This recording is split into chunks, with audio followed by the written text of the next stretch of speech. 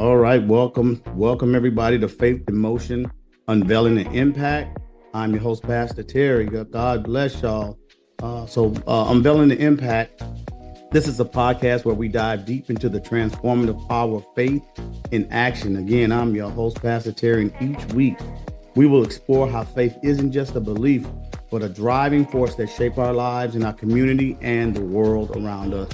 From inspiring stories of personal transformation and impactful interviews with leaders, activists, we'll uncover how faith can fuel change and ignite passion, whether you are seeking motivation or simply curious about how faith moves beyond tradition.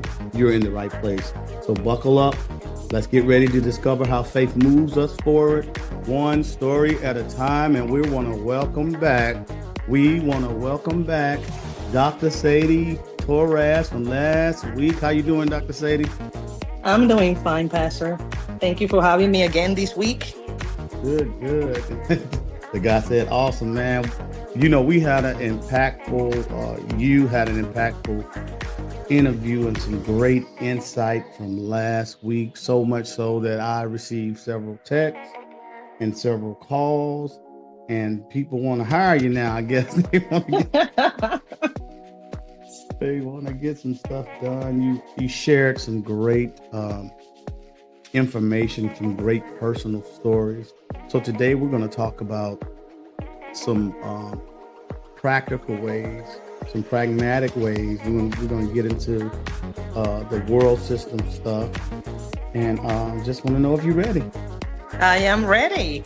All right. And you don't have to go through that whole list of things that you've been through, but primarily just open up and introduce yourself again for the listeners this week. Okay. Like you mentioned, Pastor, my name is Dr. Sadie Torres. I'm a certified financial advisor and an investor. I have a few other titles that is not relevant for today's, but I'm just happy to be here and ready to help others out there. We are good to have you here and thankful that you have a helpful and cheerful heart. So last week, I want to kind of pick up right as we were ending, and you made a powerful statement we were talking about how we felt or most feel guilty, or most look at us being Christians and doing well. And you ended with a statement about, being the sons and daughters of kings. And I want everybody to go back and listen to that. I'm not going to repeat it. And we talked about good stewardship and how we understand that being a steward over something that's not even ours. And you went in depth of how we were blessed, and you shared your personal stories. So what I want to do and what I desire to do today is just kind of continue from that and talk about some common financial struggles for Christians. Maybe some of the obstacles such as debt, consumerism, prioritizing wealth over purpose. So can you talk about some of those strongholds as we come from a biblical perspective, things financially Christians struggle with, and maybe how not to get into those things? Yeah, I feel that, as Christians, the closer at times you get to God, you feel that, you got to put everybody else before you, that, you trying to help everybody out there to the point that at times, you even becoming to debt, to trying to help others and go out there and do great things. I mean, I'm not saying that by you doing certain things, is bad, but first we got to put our priorities together. Even on the when you ride on the airplane, they tell you, even when you were your child, they said to put your oxygen mask on first before you can help others. So it's the same concept when you talking about, financial literacy. You have to be able, you gotta be financially stable to be able not only to help, but sometimes people trying to do a little bit extra and you becoming too debt, trying to do the right thing. So that's not a good way to actually do it. Um, to go about it is great. It's a good thing to help, but you gotta be on the position to be able to help. And it's other ways you can help people, by resources, not necessarily by just giving in. I mean, sometimes you just have to teach a person, sit down with that person, and don't everything has to do with currency, with money. Sometimes it's time, knowledge, those things are as good as actually money. Right. And that's a great point, Dr. Sadie. Uh, man, you just explain something that I always explain is using head and heart work. It kind of sounds like we as Christians think that money is the only means of giving, and that's not true. Mm-hmm. Cheerful giving goes beyond the dollar bill. And again, you kind of went into the phrase where you can teach somebody how to fish instead of giving them one. Yes, Instead of I'll have to give them more, I have to give this money, or I feel pressured, or let me just give, and not understand that that's emotional giving. absolutely. That's not even cheerful giving when you feel like I have to give or else they're not going to make it, when God said he's going to take care of us anyway. So we are a resource, but we are to use head and heart work when it comes to spending. I'm glad you said that, because I'm kind of like that. You Mm. know, I know we had a board meeting where I had to say, "Ooh, we got to slow down on this emotional spending where we want to help and kind of be good stewards over what God has given us." And so I love how you talked about that. Could you explain with consumerism? Every time you go on Amazon and TikTok, you see a lot of Christiany stuff, and we just gotta have it. And consumerism about just getting caught up in the traps of the world, buying things that look good but will depreciate as soon as it leaves the store. How could we kind of avoid some of those traps? I mean, right now, actually, we heading into one of the biggest traps, which is the holidays. Throughout the holidays, I mean, you got so many things out there. I mean, they don't call it like, starting, in the next couple of months, the Black Friday.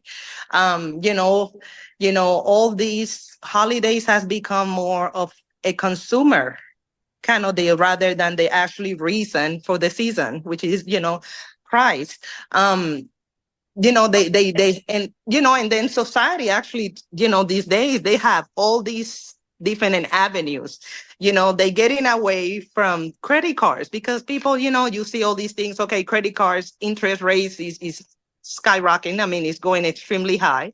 So, so the bank has to try to find another way to make you spend money. So now you have all these other apps, for example, Affirm, Klarna, Bread. I mean, all those places that they said, okay, then it will be interest free. You got to pay every 2 weeks to be interest free. So, they don't, I mean, they do a soft pull on your credit, but majority of the people still get approved for these things. So give it, make it more accessible for people to actually have these purchases that are based on, okay, I just want it. This is just the last thing out. When on reality, if you have to think about it, you probably don't even be able to afford anyhow. Right. But people go through these traps that, okay, then, every 2 weeks, and then, they put out there, oh, it's interest free. I know it's interest free, but I mean, if you would just wait or, really think about it, and put it on the, as a priority, if this is a need or this is a want. You need to take those things into consideration. I mean, and like I said, banks, they're gonna try to take your money and keep you in debt. That's how they really stay in business. Right. And yeah, there's they do a lot of research and a lot of things to pull you in. And especially, the world, they're going to spend, but kind of during Christmas, that season, they really truly kind of target us as well. The Christian community, they really target you and play on your emotions, and your kid has to have this thing. What are some practical steps for preparing for a holiday, especially one where we esteem so great? We know that Jesus was born on the 25th, but because it's our Christmas, how could we plan? What are some practical things we can do to stay financially fit, especially during that Christmas season? I truly believe that, it's about budgeting and planning. You need to budget. I mean, like you said, everybody, celebrate Christmas on December 25th. So that will never change. It will still be December 25th, so you have to plan throughout the entire year, you know, and come up with a budget for your holidays. And not necessarily, I mean, you don't have to, we got this long list, okay, that I want to give to this person and that person and this other person. I mean, your list, to me, like my list keep growing more and more every single year. I was like, man, you're supposed to shrink, not getting bigger. And then, of course, we want to give out some good gifts. Yeah. So the latest game, what is actually trending right now, in this case with this technology, I mean, companies don't make it any better. When they release all this new technology around these days, not too long ago, Apple had a press conference. I mean, what they already talking about, the iPhone 16, the iPhone 16 Pro, the new watch. I mean, all these things. And I was like, my goodness, I thought I had the latest one, which was the 15. I just got it less than a year ago. And now my stuff is becoming outdated. And my first thought is like, okay, they made your new technology. What's the mind that we want? I was like, man, I probably can get this 15 to my son and buy me the 16 and he can have the 15. That's the first thing that came to mind. And I was like, because that's our human side. I mean, sometimes we don't really think this stuff through, and the best way for you to do is like, I never purchase anything, I really give us some thought when it comes to like spending, especially, so when you want to spend, a lot of money.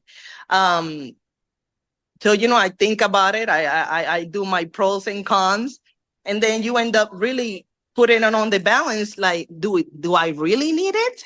In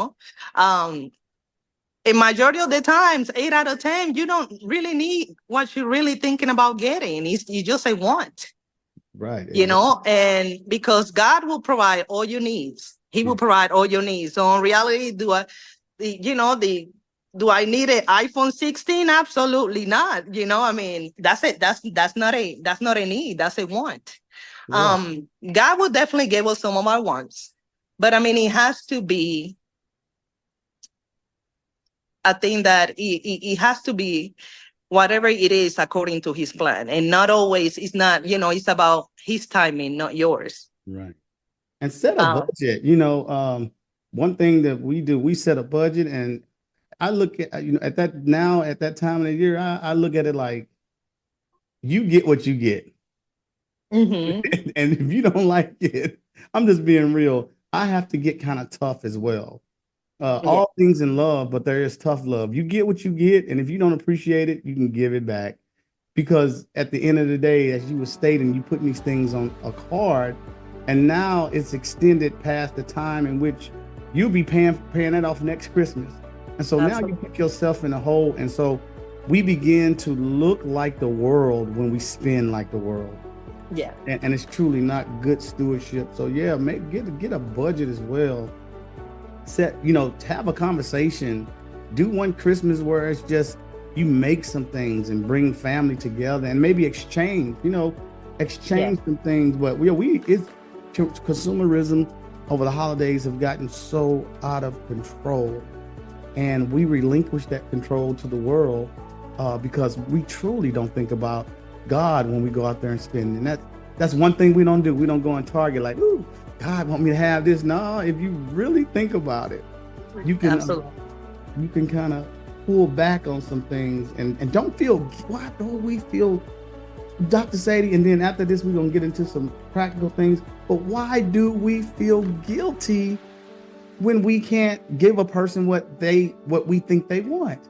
We do. I mean, our mentality at times is like, well, my kid's gonna have it better than whatever I had before. So, we get on those, worldly mentalities that is like, okay, this is what I must do, for you to be considered a good parent. I mean, for them to appreciate it. Because, I mean, as humans, I mean, we like to be appreciative. I mean, we appreciate it, by others, and we have turned, love into, okay, then you know what, I give you all these materialistic things because that's my way of loving you.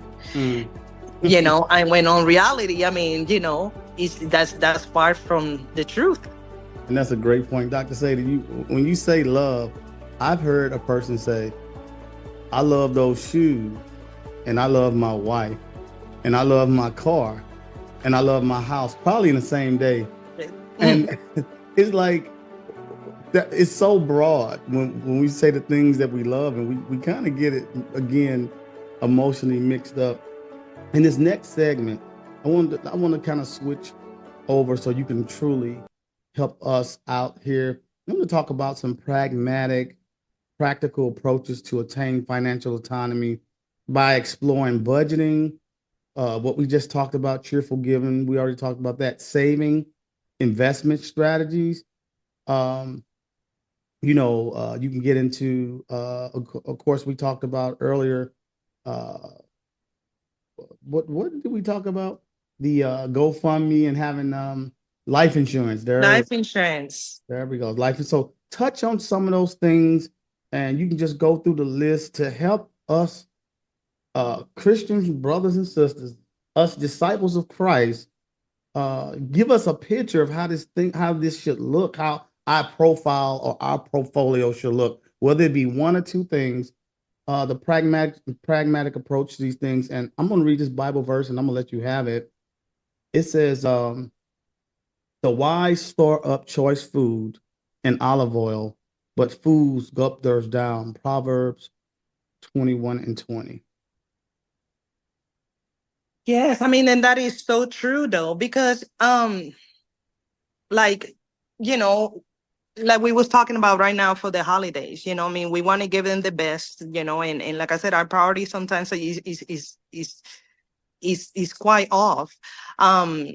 Right now, we want to purchase these things that majority of the times, I mean, at times you might don't even be able to afford. So what you do, you put it on your credit cards. When you put it on your credit cards, I mean, the credit cards are outrageously high, the interest rate. So like you have mentioned before, you probably will still paying, especially if you pay the minimum, the minimum payment, you're going to pay that for years and years and years, rather than, really thinking about it before you purchase anything. I mean, put your priorities together. And, when it comes to credit cards, when it comes to like personal loans, I mean, it's important to keep those things in order, especially right now. And these days, I think that not a relationship, but religion has become very marketable. What I say that is because, now they got, you got workout clothes, that they just put, they put a cross on it. They say faith, I mean, and all this other stuff. So, I mean, they know that's how they can pull sometimes, some of the Christian stuff. Be like, well, I'm a Christian, I go to the gym, let me go buy me this outfit that say faith and everything else that way. And through all that stuff, I mean, they keep pulling more and more and more, because it's become trending, it becomes now it's like a cool thing. Oh, let me mention God. Let me mention, what I mean.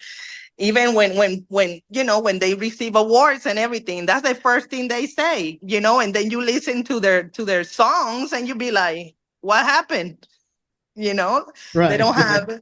Yeah, it's like it's no correlation here. And we got to keep mindful of just staying within a budget. When you're talking about a budget, I mean, you have to, once again, you have to pay God, because all the money you making, even investments, even gifts that we got in talents and skills are based on God. When you told me to introduce myself, and I mentioned my story last week, I'm very thankful and grateful because God not only gave me the ability to learn, but the willingness to actually continue on and be a good steward or whatever he actually gave me.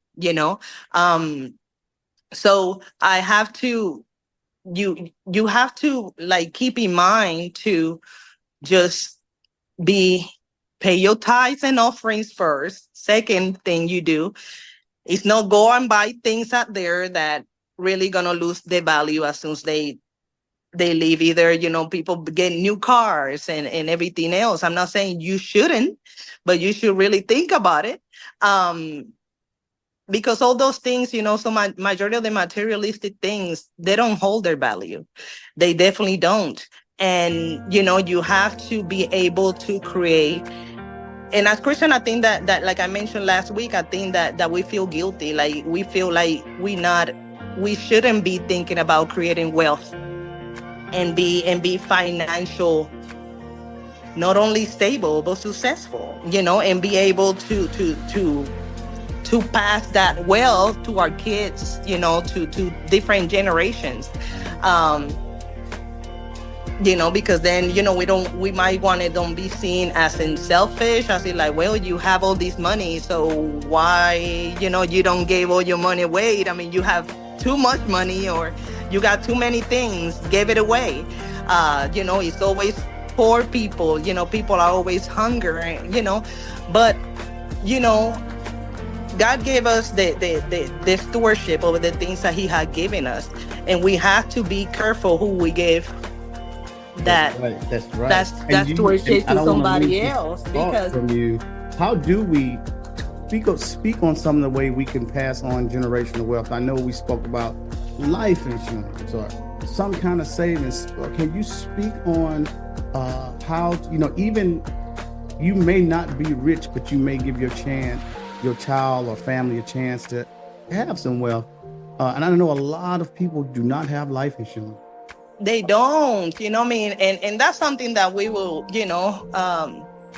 that's something, talking about life insurance is something that sometimes we don't want to think about it, because you know what I mean, it has like a negative connotation to it. Like, I don't want to think about I'm gonna die, you know um but I mean, that's something that you really want to really think about it. And actually, life insurance is a segment on actually investing. um you can invest on different things. You can invest on the stock market. That has to do with buying, like a little piece of a company. It all depends, how much money you're willing to invest, and your risk factor. What I mean by the risk factor is that, some people take too many risks. I mean, I'm a risk adverse, so I mean, I try to keep my money on the safe side. You know, it's no such thing as an 100%, risk free. It's not. When it comes to the financial world, it definitely don't. But you have less risk on certain investments, such as, life insurance, money market, um, bonds. Stocks are something else, because they very volatile. And when you think about that, you can make a lot of money within the few hours, and then few minutes later you'll be broke.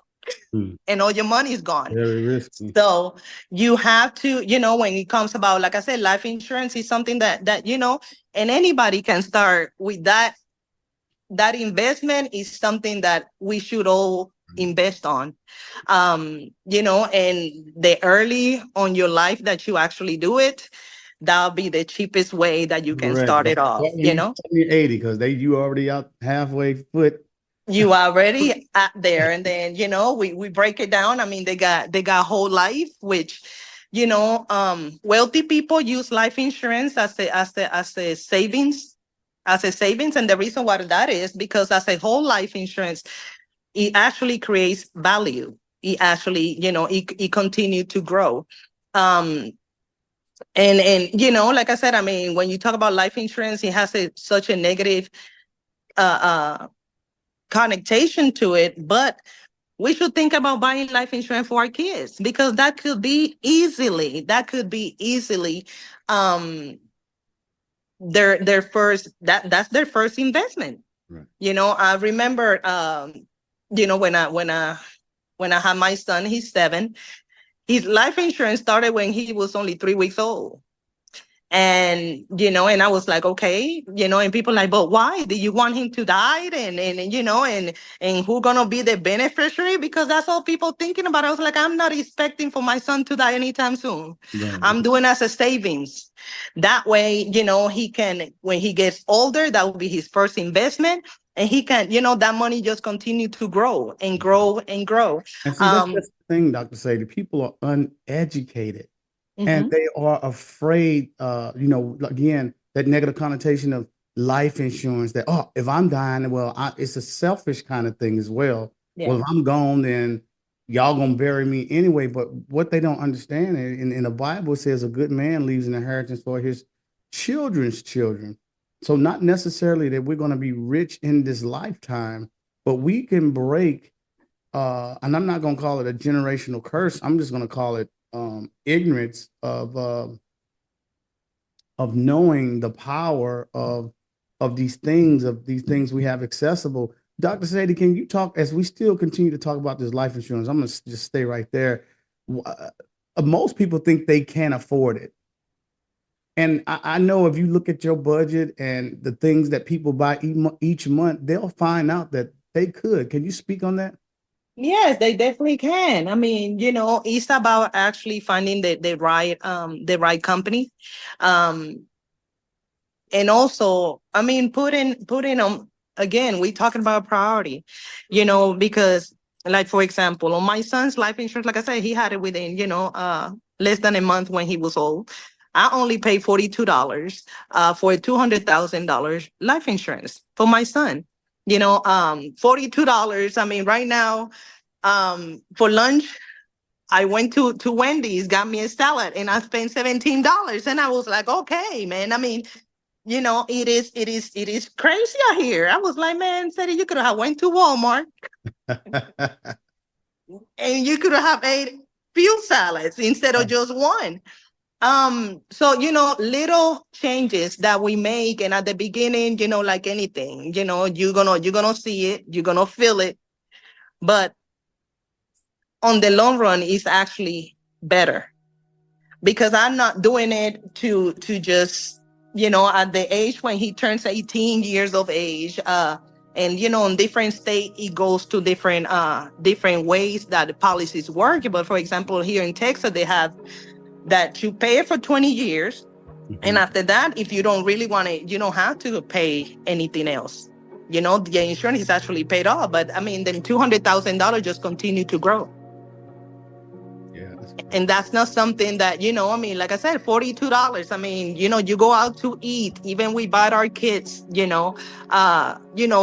different memberships, my son is into video games. I mean, that PlayStation Plus is getting me, that membership of $30 a month, I mean, just think about things that are actually meaningful, that we can actually leave to them, that is not gonna be like, okay, they enjoy it today, that you already ate $100 worth of food, and or buy them the latest toys. I mean, just get them something that they can actually live out of it, right.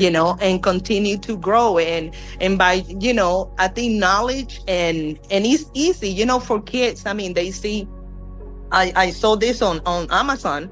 It's a savings book. It's a envelope full of different pockets, and he got 1 to 100. And every single time I gave Caden, he do short, so I pay him for that. And I was like, okay, you gotta send your ties, and then you gotta pay yourself. So when they little, they like to see the little pockets get filled up. And then you fill out all these 100 envelopes. That's what he calls. And at the end of you fill up all your 100 envelopes. It's $4,500. And kids, when they see that, that motivates them to be like, I really want to spend my money I think on that's the this? key, Dr. Sadie. If everybody took time to teach this generation Mm-hmm. about saving and putting a little away, you have a whole generation. It's just not taught. It's Yeah. not taught on a whole in the family.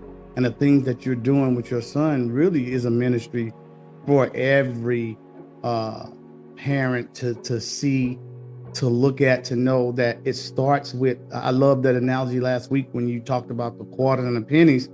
However, it's going to start with a penny.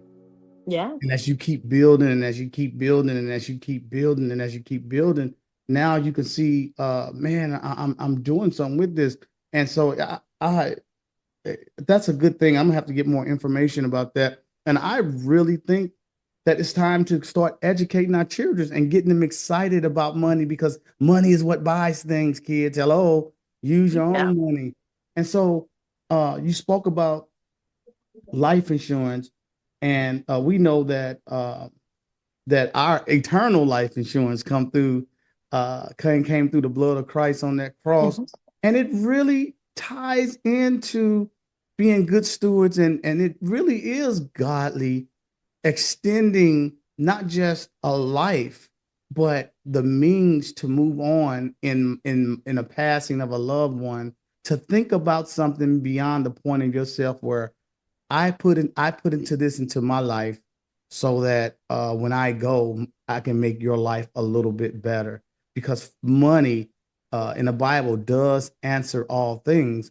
However, for the love of money is the root of all kinds of evil. So it's a thing, it's a very delicate topic, this finance. And as we begin to close, uh, what would you or who could you recommend? I don't know if it's legal, but just, you talked about whole life. Could you briefly go over in the next 2 minutes the other type of insurance and who you can reach out to? You got, like I say, whole life, which is good because it goes through the entire life. It covers your life expectancy, and creates cash value. Then you have term life, which is, when they give you a certain amount of years. And that's like putting, it's a message. I can't remember where in the Bible, but he said, you don't put new wine into an old Wine thing. And skin. Hmm. yeah, so I mean, so that's exactly what I see is term insurance. Because if you get it at the age of 20 years or whatever, I mean, for something to be used, I mean, literally you got to die within that time frame. If you don't pass, that just, your money just, the life insurance company just keep it, so you don't have anything. And then you didn't bought any whole life, so at that time, now you 40, you're not 20, so it's probably gonna double, be able for you to get coverage. Then you have universal life insurance. Universal life insurance is somewhere in the middle, between whole life and term insurance.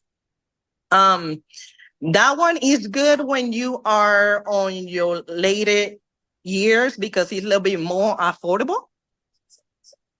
Um, but again, they give you expiration time.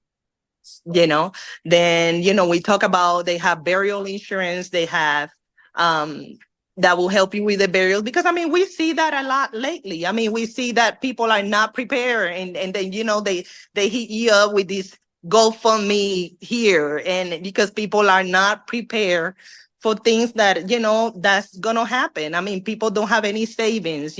Somebody passed, and now that is they put that responsibility instead of yourself. You put in that responsibility into everybody else, to trying to cover for these expenses that I think that as a family member, I mean, I think that you should be able to do for your loved ones. What a burden. What a burden. Wow. You know what? Thank you so much, Dr. Sadie. This has been an eye opener for me. Guys, if you are listening, you know, do your some credit checks. There's financial help out here for you. Don't be afraid. Get you some life insurance. Get something. Do your research. There's so many entities out here that are willing to help you. And now you just got some great free advice from the great Dr. Sadie. Dr. Sadie, I thank you for coming on and taking your time, for explaining this to everyone, and doing it in a manner to where it just makes you want to go out and do it. So I appreciate that about you.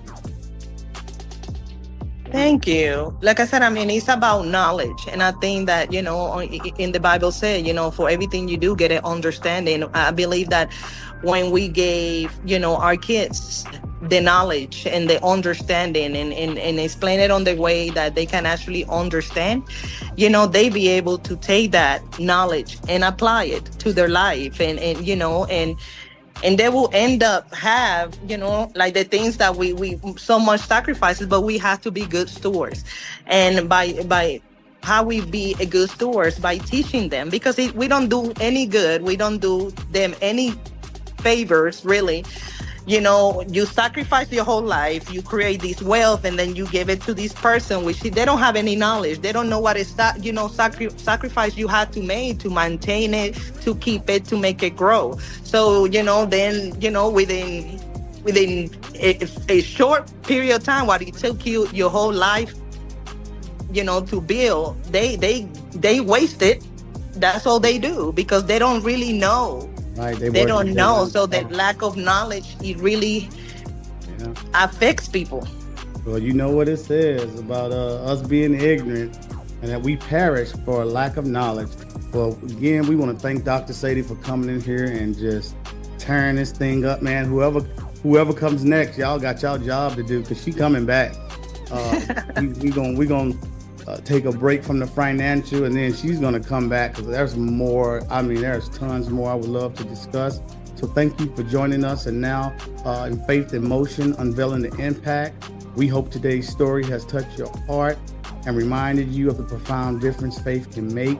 Remember, every step you take in faith can create ripples of change far beyond what you can see. Until next time, may your journeys be filled with purpose. Let your heart be filled with hope. Stay inspired, keep moving forward, and never underestimate the power of faith in action. Dr. Sadie, I want to thank you again. God bless you. God bless you. Thank you, Pastor. All right, I'm going to show my age here. Audi 5000. Yeah.